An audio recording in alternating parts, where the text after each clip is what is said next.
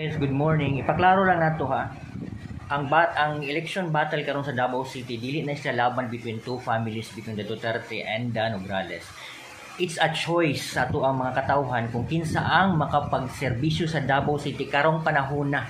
Yes, the keyword is karong panahon na who can serve Davao better. Kinsa may maayong leader nga makaserbisyo sa ato. Di na siya battle between sa duha ka pamilya Duterte and Nograles. Na-resolve na siya, dugay na siya. Is not an issue. Ang issue nato karon is kinsay mo makatabang sa tuwa, kinsay mo serbisyo tarong sa tuwa, kinsay makahatag og maayong serbisyo sa ato karong 2025. Unang-una, si former president is just too old. 80 years old na siya. He cannot do the job well.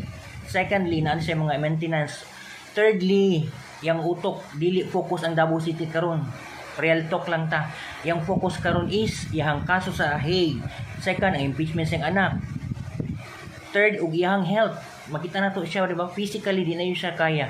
O kabalo man to sa trabaho sa mayor. Ang mayor di lang siya maglingkod-lingkod. Di lang na niya sige sugo-sugo. Dapat doer dyan na siya. Leader ka sa Davao City. Leader ka sa pinakadakong syudad sa Mindanao. So kailangan maglibot ka.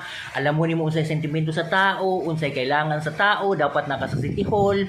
Dali ka maduulan. Dili mataha ang tao nga moduol sa imuha. O imong imahe. Wala kay imahe nga corruption. Wala yung mga allegations nga mga illegal activities sa imong persona. Di ba? Sa choices na to karon si Carlo Nograles lang jud ang capable of fit. Unang-una, dati siyang cabinet secretary in former President Duterte ug I believe murag wala man sila away siguro, di ba? Gipili siya ni President Duterte as his cabinet member not because nga political accommodation kaya nag-friends na sila kundi capable yun siya, lawyer siya ug proven iyang track record. He's a 3-term congressman sa first district, daghan siyang nahimo. Kalsada, gymnasium, livelihood, job fairs, scholarship.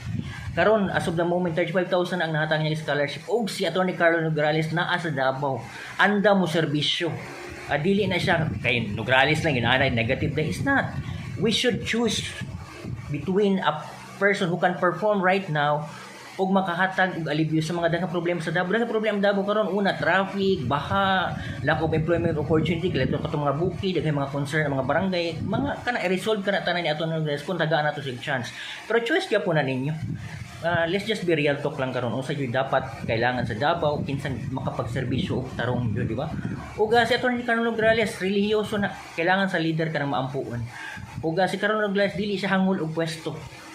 Nag-decide lang siya kung unsay naghatag lang siya alternative sa mga tao sa Davao City. Kung mapili siya. Kung mudaog siya di maayo, di ba? Better for Davao City mo nang tinuod na. Ug ang Ginoo sa taas nagtanaw sa tuwa. God will always be there. Although God allows us to make a choice, pero muhimo sa siya gutang pag matanaw niya ang choices nato dili